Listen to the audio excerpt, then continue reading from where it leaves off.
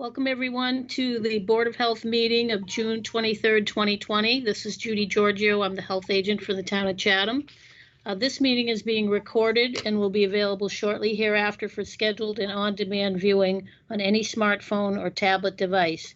If anyone else is recording the meeting, please notify the chairman. Pursuant to Governor Baker's March 12, 2020 order suspending certain provisions of the Open Meeting Law, General Law, Chapter 30A, Section 18, and the Governor's March 15, 2020 order imposing strict limitations on the number of people that may gather in one place, this meeting of the Chatham Board of Health is being conducted via remote participation. No in-person attendance of members of the public will be permitted, but every effort will be made to ensure that the public can adequately access the proceedings as provided for in the order. A reminder that persons who would like to listen to this meeting while in progress may do so by calling the phone number previously posted and on the screen. The number is 1-508-945-4410, and the conference ID number is 875-482-311#. Now I'll turn it over to Chairman Beckley. Thank you, Judy. First thing I'd like to do is do a roll call to establish which members of the Board of Health are on the call. Dr. Ward, are you on the call? Yes, I am. Dr. Hanson, are you on the call? Yes, I am. Ron Broman, are you on the call? Ed Sheehan, are you on the call? Yes. And I'm on the call, John Beckley. So we have 4 members, which is more than a quorum to proceed. Tonight's meeting involves 3 agenda items. I'd like to start with the first one, which is to amend the Board of Health mask order to mandate the addition of penalties or fines. And I defer to you, Judy, to kind of brief the board about what you sent out and what this provides for. So we had some discussion over the last few weeks with certain members of the public that feel that we should be able to fine people for not wearing masks downtown. At minimum, we should have it posted on, or they feel we should have it posted on our signs that say mandatory masks with a notice saying that they could be fined. So Bob and I discussed with town council. The emergency order that we put in place did not include fines. And since this is an order above and beyond the governor's state order, we felt we needed to revisit this and amend it to add the fines. And I sent to you all a draft revision, and which you can review and discuss, and it would just add a certain type of fining strategy to the order. Okay, I received this and I printed it out. I'm hopeful that the other Board of Health members have seen it as well. It's pretty basic. It adds wording to the original order that lays out a 3-step enforcement process.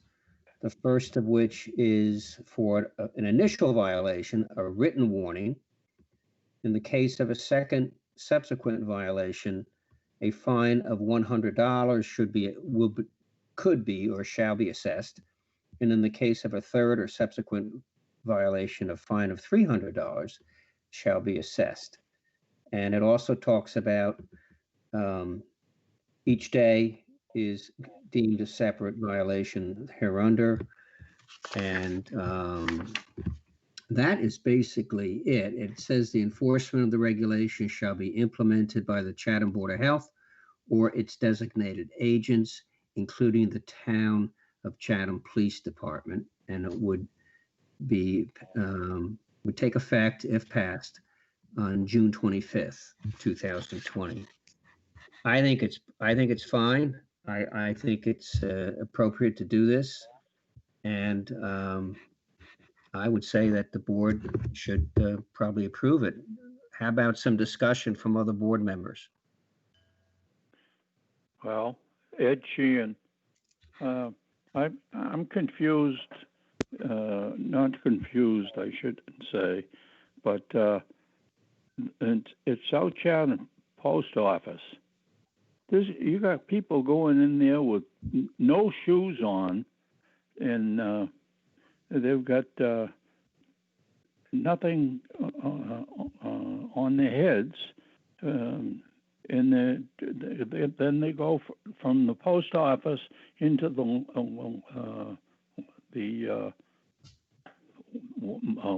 what is I guess a beer place, and it happens 3 or 4 times in a week, and I think there needs to be a little discussion or. Well, what we're talking about now, Ed, is building in a provision to be able to find people who violate our earlier order mandating masks in downtown Chatham, as well as the Fish Pier, as well as Chatham Light. So that location is outside of the area covered by the order. Okay.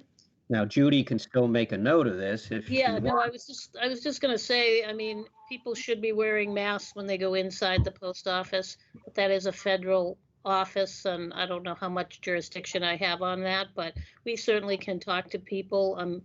I would hope that they have it posted that masks should be worn.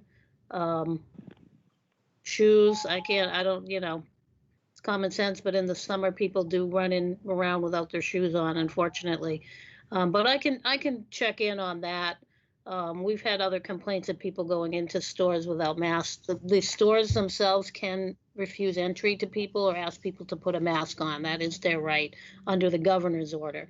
But what we're talking about here is the mask wearing down on Main Street, mostly in, as John said, also at the Fish Pier, the transfer station, and at the Lighthouse Overlook.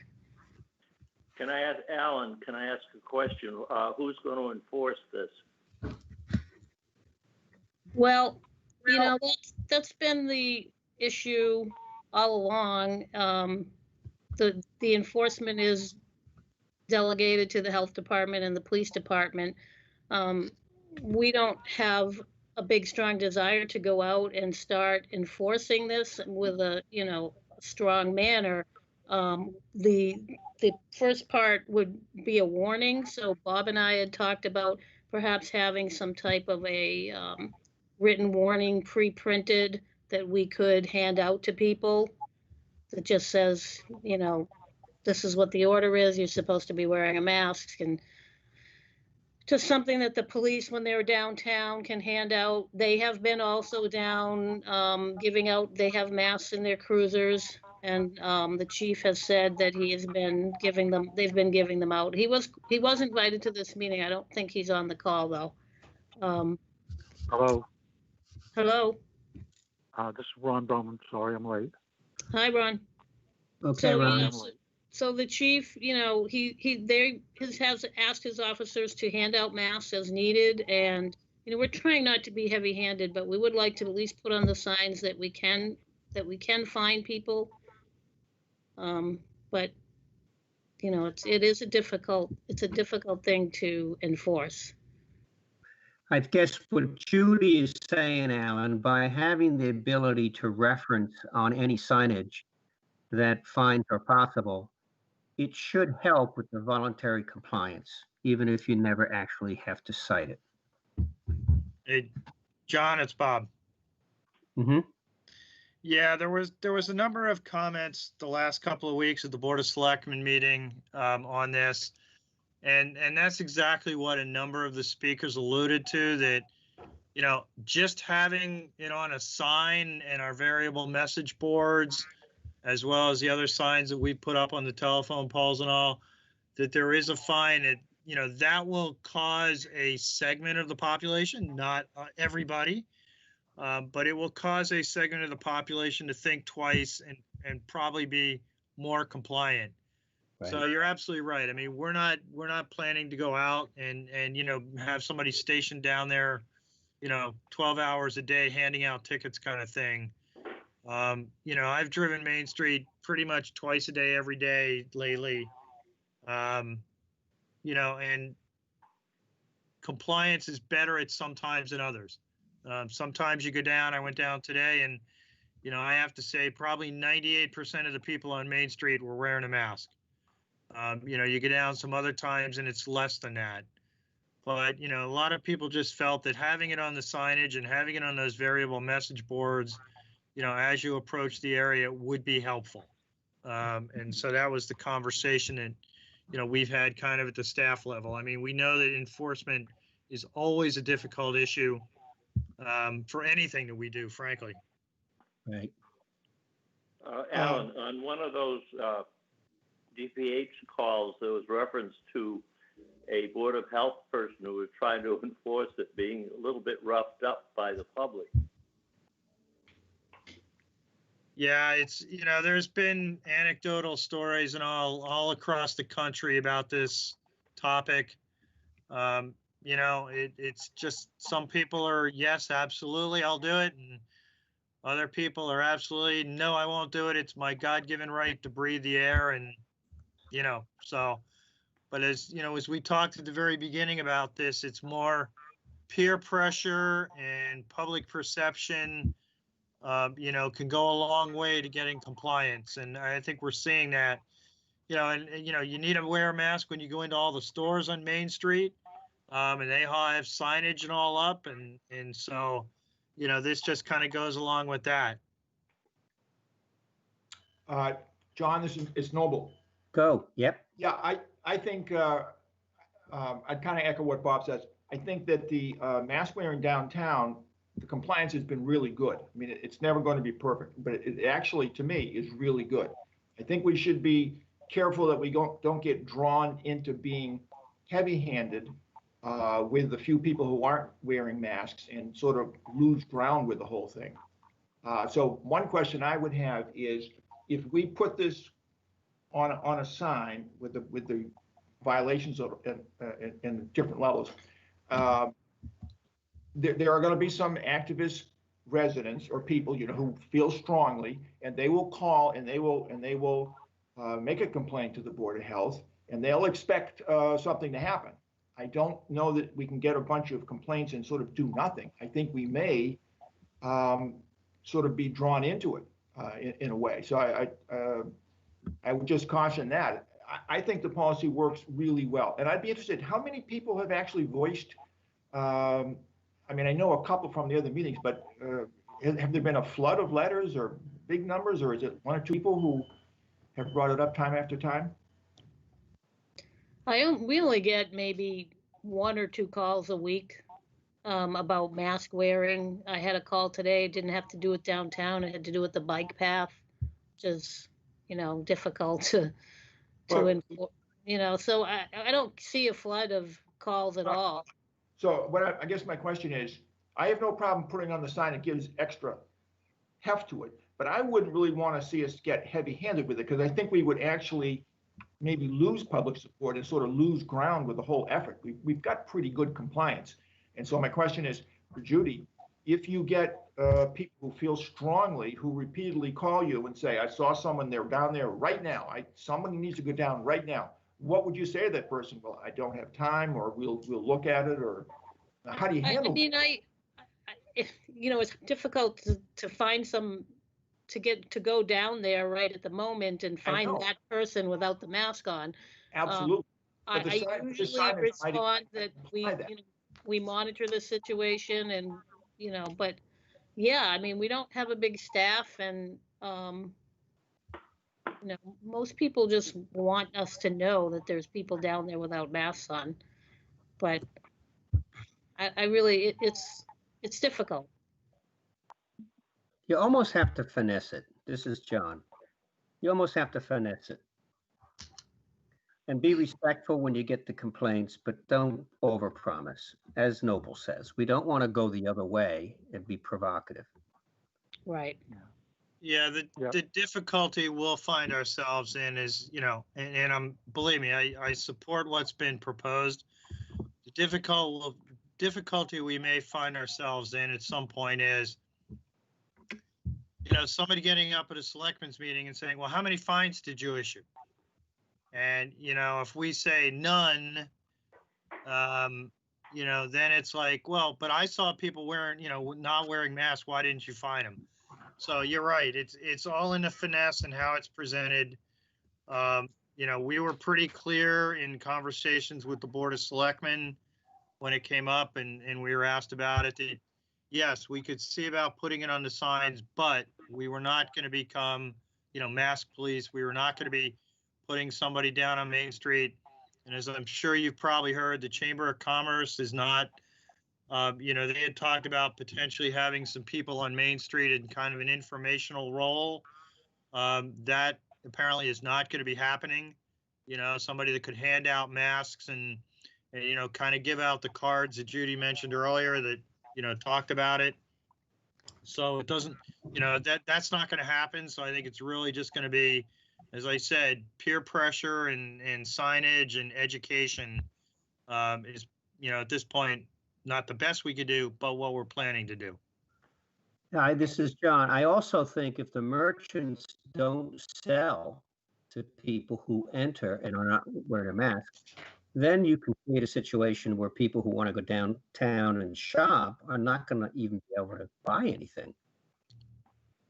Right. And I think a lot of the merchants are already like that. Under the retail guidelines, people inside their stores, including their employees, are supposed to be wearing masks. And a lot of them have signs at the door say, you need to have a mask to come in and wait here and blah, blah, blah. So, Right. I think they've already taken that somewhat aggressive stance. This is Noble. Who would take the call after hours or on weekends if somebody, sees someone not wearing a mask and they want to report it because the Board of Health would be closed or the health department would be closed? They could certainly call the police department and, get it logged in because, as you know, your board did designate police officers to enforce that regulation or that order. So they could certainly call the police department. Yeah, I mean, I don't think they want the police to be out on Main Street handing out violations. Okay, so here's something more specific. I think to get to what you say about enforcement, the wording here, violations of this order may result. Is there some way, maybe that's enough, but some way where you can couch it that this isn't automatic, that if somebody's without a mask, they're going to get a fine, that there's some discretion, that these are possible to give you a little more wiggle room to just take the call and log it in and say, well, we really haven't had an overall problem, so we're going slow? Well, that's exactly why it is may result as opposed to shall result. Shall is mandatory, may is optional. So that flexibility is already there. Is there a way to sort of further emphasize the may part of it, or is that pretty much standard language, just may? Well, it's pretty much standard language. And I mean, if you take it too far in either direction, then it's like, then why are we bothering to pass it? If we know we're never going to do it, then don't do it. We're saying, hey, the threat is there. We're really asking you to comply, but we always have in our back pocket, if you choose not to, we have this ability. I hate to use the phrase, we have the stick, Right. if we need it. And if somebody gets up later on and they say, well, I've complained 3 times and nothing's happened, the comeback is, well, we think we've had really excellent compliance. Overall, it's not perfect. It never will be perfect. So we've been careful. Right. I think, this is John, I think the idea of just logging and monitoring the activity levels of complaints is really what the area of focus needs to be. And then assessing overall compliance. And as you just said, Noble, if we can draw comfort that we've got very good overall compliance, then I don't see the need to obsess greatly with a fairly small number of complaints. I think we count it as success. Yeah, this is Ron Brumman. say something. You know, one of the things, and I'm not trying to be political or anything, but it's pretty hard when the president of the United States doesn't even wear one and goes everywhere. So it's kind of hard to have any real leadership when it doesn't come out of, you know, the president. And the other thing is, I was at the transfer station one day, and the guy next to me didn't have a mask on, and he was coughing to himself. And I said, "Don't you have a mask to wear?" And, you know, he didn't want to wear it. I says, "I don't care if you don't want to wear it for yourself, but you should be wearing it for me." And he blah, blah, blah, and walked off, you know. But, you know, they just got, it's the education that's really got to do it. It may not be to keep them from getting this, for them giving it to other people. That's the most important thing, you know. They don't care about themselves, they should care about other people. Mm-hmm. Well, the problem is, Ron, none of us are as big as you are. That's right. Yeah, but you guys are meaner looking than I am, you know. Well, I think as a town, though, we can you know, we can be more strict and try and do more than and we have with the downtown mask regulation. So I think this certainly falls into what we can do. Yeah. No, peer pressure will work, and them not being able to go in stores. And I think that's the big thing. It's so, you know, the store owners forceful and said, "No, you cannot come in here," and not let them in there. I think, you know, more people will wear them. I see a lot of people when I go down, they're wearing them around their neck. You know, they got their mask that's down around their neck. I mean, at least they're getting closer to the intent to do. You know, they've got it on. So wrong place, but they have it on. It's a tough one. Well, what do the board members think about this this draft amendment? Dr. Ward, do you support? I would move that we pass it as it is. Okay, maybe it's good to get that motion on the table, and can I get a second from someone? I just had one quick question. The dollar amounts 100 and the 300. Are we happy with that, or is that standard, or be gentler or not? I think is that in the governor's language? It might be. Our town council recommended that we can fine up to $300, but usually with these criminal disposition, it's a gradated, you know, a warning and then 100, and then so he just said first written warning, then 100, then 300. Okay, fine. You're not going to get the 300 unless you get somebody that really wants that. And we'd have to follow them around. Yes, so I don't think that's a concern. Can I get a second, Phil, on the motion to approve, and then we can talk more about it? This is Noble. I'll second it. Okay, now let's have more discussion before we vote. Anybody want to talk about it? Ron or Ed or Noble? No, something's got to be done. You know, we got to get a little bit stronger here, but I mean, I think trying to get down and give everybody a ticket is going to be next to impossible. I mean, you're going to run into all kinds of problems. All right, well, let's do this then. We have a motion, we have a second. I'd like to call the question on whether or not the board wants to approve this as draft.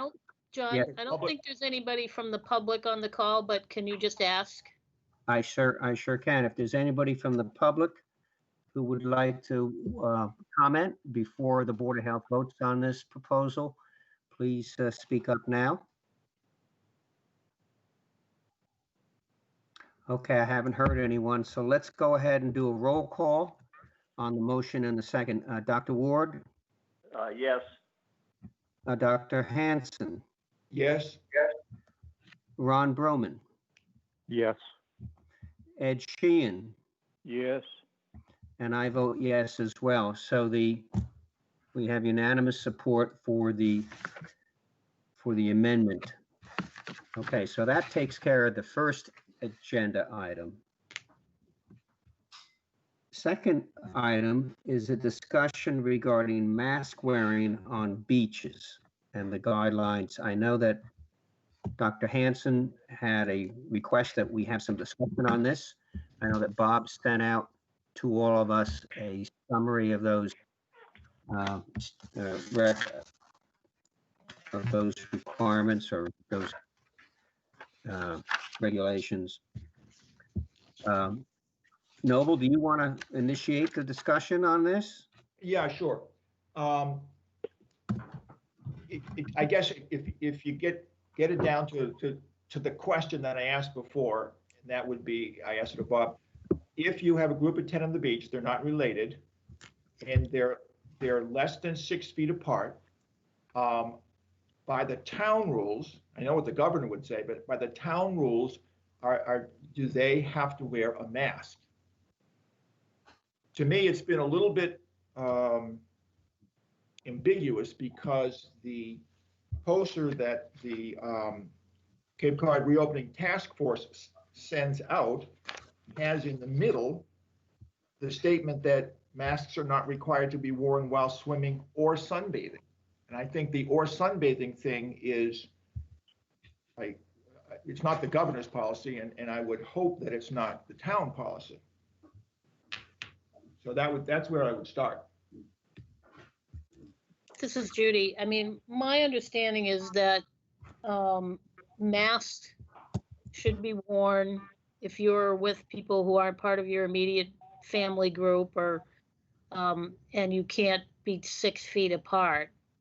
So if you're sitting on the beach with friends that aren't your housemates or your family, you should be 6 feet apart, or you should have a mask on. Right. So even if you're in this towel group and you're closer than 6 feet, you should be wearing a mask. that's my take on it. Now, my question is that clear in the town policy and what they'd be telling monitors? Because I think it's been kind of vague in a way. I'd say one other thing, because Bob sent out this town of Chatham Beach information, which it says town officials urge. I don't like that word urge, because it's like, well, we hope. It's not doesn't say order require, and then it mentions the distancing guidelines. But one of the things that they mentioned here is the Cape Cod Reopening Task Force. If you go to that, you'll see this poster that says there's a sunbathing exemption. So I did go to Harding's Beach today. There aren't any posters up. There's one big poster when you go in that says you must social distance 6 feet apart, but not the other posters or other signage, which I'm guessing is going up at some point. Yeah, they've been provided, those signs have been provided to the Park and Rec Department. They're in the process of getting those up at all the town beaches with the intent to have them up by Friday when the beach is officially open. Is that going to include the Cape Cod Reopening Task Force, the poster beach safety rules with the sunbathing thing on it? Yes, because those are the signs that were provided by the county to all the towns to be consistent across the Cape. Right. I mean, that's a hope of the county, but that's not, I mean, the towns aren't going to be consistent. They're kind of going their own way a little bit. So you're saying it's too late to get the sunbathing exemption off the signage going to the beaches? We could certainly put tape over it, but the signs have already been received from the county. Yeah. Well, yeah. Well, okay. So actually, oh yeah, that's the county thing on the first page. The language is good. Limiting social gatherings to less than 10 people, remaining 6 feet from others and 12 feet between towel groups. Wear masks if social distancing is not possible. So that's in the written part. That's very good. That's specific. That's what I think the policy should be. And then on the next page, they have this COVID-19 beach safety rules, and in the middle it says a sunbathing exemption. I don't know if anybody reads it. I didn't even notice it at first. But my concern is, and I know I'm sort of beating it dead. I've brought this up a number of times, that the beaches there's not going to be a mask wearing on the beaches, especially by young people. And if you go to monitor it, or we should be clear about what we're saying and what we're not, and if we have to change it. But I'd be interested. Maybe I'm sort of out here overly worried about it, or I'm overly focused on the sunbathing exemption, but it has sort of been something that has stuck with me. I don't I'm not really sure I understand what's the definition of sunbathing? Is that when you're laying down on, a towel? Well, You're that's not, the point. When you yeah, said that the sunbathing exemption, yeah, well, I think a lot of people might think, well, if I'm in a group of 10 and I'm on a towel or chair and I'm sunbathing, I don't need a mask. That would be the implication to me. yeah, but I think that it's still, if you still have to be the 6 feet apart, but, people need to, I don't know. I sometimes I think we're overthinking this, but Well, yeah, we are, and I mean, I wouldn't say that, but I mean, monitoring is hard, and you don't want to be overly harsh. But if you have specific recommendations, you're more likely to get more compliance and a little social pressure. But Yeah. I mean, I understand, I hear where you're coming from. yeah, I think I think this is one of these things, quite honestly, that, you can interpret things 12 different ways, with 12 different people. Frankly, from my perspective and the public health side of it, if groups are separated by, the 12 feet between tiled groups, and, it's a family unit or even non-family unit members, and they're all kind of laying down sunbathing, I don't really see the need for masks. Masks are really designed for those close contact situations where, the chance of the respiratory droplets getting from one person to another. So, I tend to agree with Judy. I think we're kind of micromanaging and beating a dead horse to some extent here. yeah, right. That's a phrase that I was thinking of. Well, I think what you just said, if you're in a towel group on the beach lying down, that the town is sort of assumes masks aren't required. I think that's the general feeling out there. I will say that I think it may come back to us because I think locals who are starting to go to the beach, when they go there and they see, people not wearing masks at all, they're surprised because we're so strict downtown. They go to the beach, there's none. They're surprised, and people come to me and complain. So I would think they would come to the board, and I would say that that's not the board policy. That sort of is Park and Recs in the town. That sort of went somewhere else, but that's nothing that we have specifically endorsed. But I think you have to remember why the board did what you did downtown, and at the Lighthouse Overlook, and at the transfer station, and at the Fish Pier observation deck.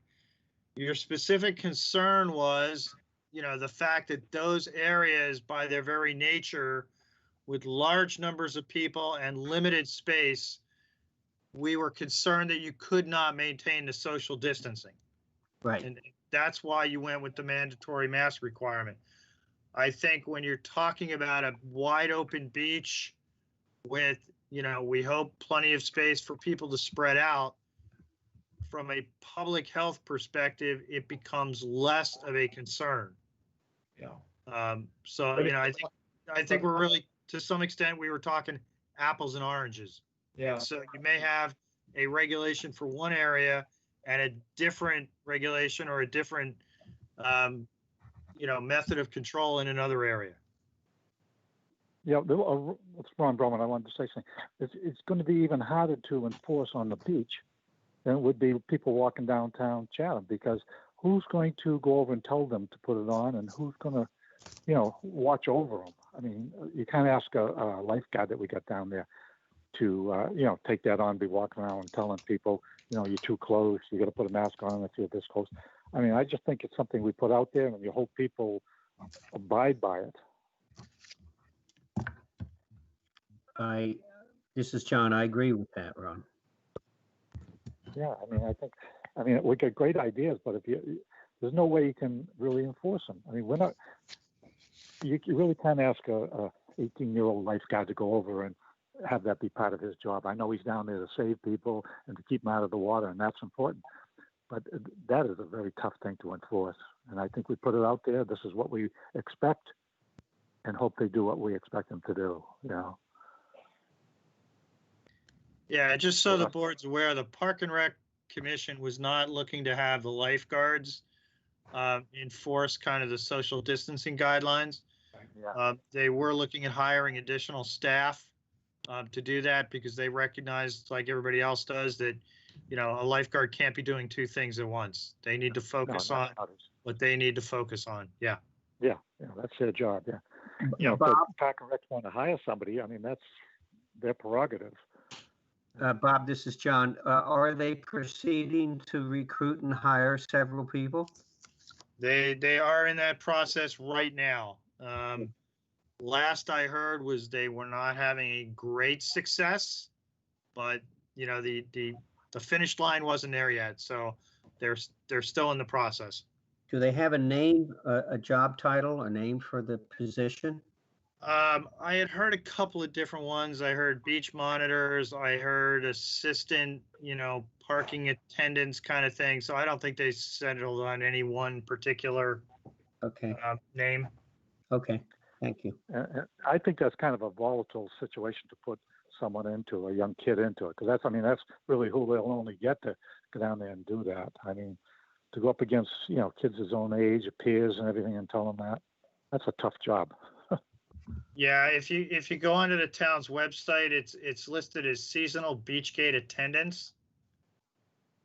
You know, assist in visiting public at our town beaches to comply with parking permit regulations and additional COVID pandemic health and safety protocols. Yeah. It could be something as simple as somebody wandering around the parking lot, welcoming newcomers and reminding them of what they had to do. Yeah, it's described as, which this year will include explaining additional face covering and distancing regulations to help the spread of COVID-19.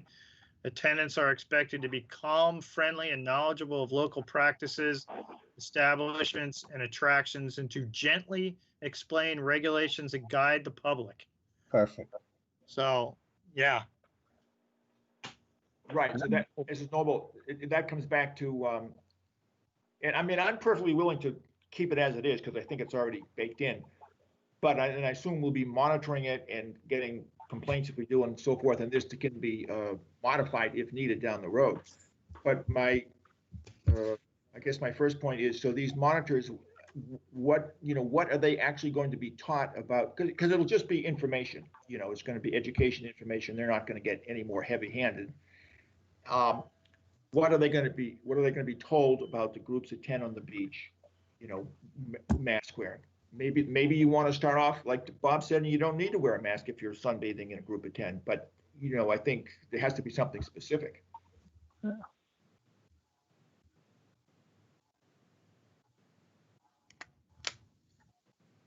It's Bob. I don't know specifically what they're being told. That's being handled by Dan Tobin at Park and Rec. I can certainly reach out to Dan and find out, you know, exactly, or try to get a sense of exactly what kind of direction he's giving these people. Like I say, as of yesterday, I'm not even sure they'd actually hired anybody yet. Right. But hopefully before the end of the week, they will have, you know, one or more people. Yeah, I think that would be helpful if we just knew what Dan Tobin was thinking and what they're going to tell those people. Just have it in your, you know, in the bank so that it's a baseline as to how things go from here. Okay, I will reach out to him and try to get whatever information I can and pass that along to the board. Okay, that'd be good, because they are going to have talking points and handouts that they reference themselves. All right, any more discussion about the beach and the masks? If not, I have one other discussion with Ron Brumman about the beach. Bob, I've spoken to you about checking with the harbor master and having him tell us if he thinks that's what we have in place down there is still what's needed, you know, for safety in the fast moving, you know, drop off and fast moving currents. Yeah, I'm sorry. Yes. You're referring to Lighthouse Beach. Yes. Yes, I did. I reached out to Dan Tobin regarding Lighthouse Beach. He actually felt that right now, given the fact that the inlet has moved, substantially south compared to where it was, that beach conditions are actually a little bit better than they've been in prior years. The currents are not as strong. The wave action is not as strong. So from his perspective in Park and Rec, they were going to keep the swim area the same as it's been in previous years. So between the two of us, we kind of didn't feel it was necessary to have, the Park and Rec Commission and the Board of Health go out there because conditions are actually better than they've been. And we had seen this in some of the work that Applied Coastal did for us, some of the water monitoring and modeling that they did of current velocities and things like that for the east-facing shoreline of Chatham, which really showed that most of the current and most of the wave action coming in through the old 87 inlet, which is the one that would impact Lighthouse Beach, is now turning to the south and going out and over by Stage Harbor. That the currents and all going north in Chatham Harbor have dropped off significantly. Good. I That's want to make sure kind of that where that stood. Yeah. Okay, good. Thank you, Bob. That's very reasonable. Okay, let's go to item 3 on the agenda, which is an update from Dr. Bob on the COVID-19. Okay, so just some of the highlights. As of a little while ago, we were at almost 9,200,000 cases on a worldwide basis, 473,000 deaths worldwide. In the U.S., we were over 2.3 million cases. So again, the U.S. continues to be in that realm of 20 to 25% of the worldwide cases. Deaths in the U.S. had now topped 120,000. And again, so we're about 25% of the worldwide deaths. In Massachusetts, as of 4 o'clock yesterday afternoon, we were a little over 107,000 cases, and we had a little over 7,800 deaths. In Barnstable County, the county continues to do a great job keeping the curve flat. We are now 1,517 cases and 138 deaths. For Chatham specific, we've had 20 confirmed cases of COVID-19. We've had 1 confirmed death of a Chatham resident. And just this afternoon, Judy did a comprehensive review of all the cases we've had in Chatham. And right now, we really only have, out of those 20, we really only have 1 case that is still, we would consider an active case. Remember, those 20 cases go all the way back to the beginning of this in, January, February, March, whenever you want to think it first started. And so, the vast majority of our cases have now, cleared because they've been hospitalized and recovered, or they finished their quarantine periods or whatever.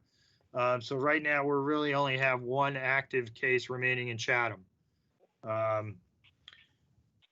On a worldwide basis, just to put things in perspective, I'm sure everybody remembers when this thing kind of first started, the epicenter was Italy. Italy has now been surpassed by Brazil as the second country behind the U.S. Unfortunately, the U.S. has the distinction of being the worldwide leader in both cases and deaths. You can argue whether or not that's realistic or it's simply because of more testing. However you want to argue that point. But, unfortunately, we are number 1, for better or for worse. In terms of what's happened in the state, as everybody is, I'm sure, aware, as of yesterday on Monday, we entered step 2 of phase 2, which basically allowed indoor seating in restaurants with limitations. There's no capacity limitations on restaurants. They can have as many seats as they can maintain while maintaining six feet between tables. So, it's not a 20% or 50% or whatever. It's however many tables they can have while still maintaining that 6 feet. And the other major change was a lot of the personal care services like massages and tattoo parlors and things like that were able to reopen as of yesterday as well. So those were kind of the two main points. So that's, you know, we're pretty now, well, completely now into phase 2. Phase 3 comes up next. Originally, there was discussion or indication that phase 3 was going to start on June 29th. When the governor announced step 2 of phase 2 the other day, he indicated he wanted at least 2 weeks of the indoor seating at restaurants to take place. So that means that we won't be seeing phase 3 start any earlier, in all likelihood, than July 6th. So a week later than it was originally anticipated. So far, there's been no real guidance coming out of the state in terms of what may change in phase 3, other than the fact that they're working on guidance. But we haven't seen anything and haven't been given any heads up yet as to what those kind of things may be. Just locally, in terms of Chatham specific, our vendor is going to be starting in town tomorrow, tomorrow through Friday, putting up the barriers at the public counters.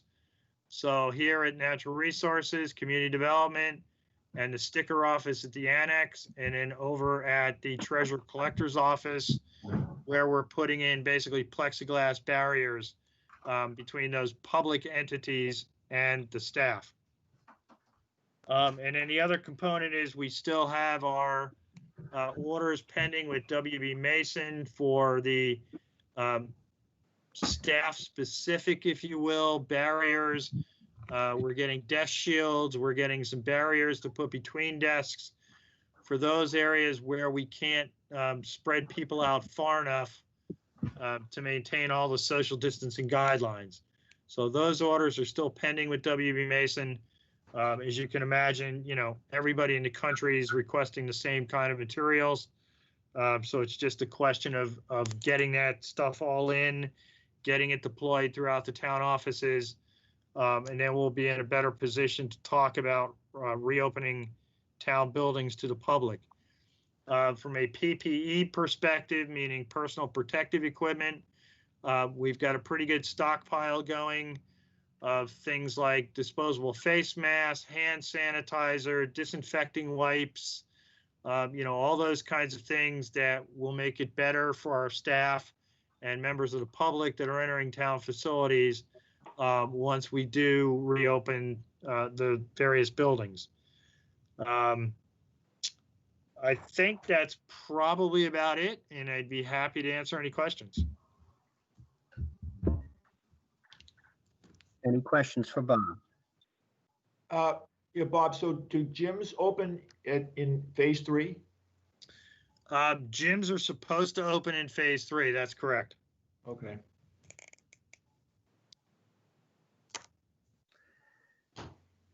Judy, do we have minutes to review tonight? Because I'm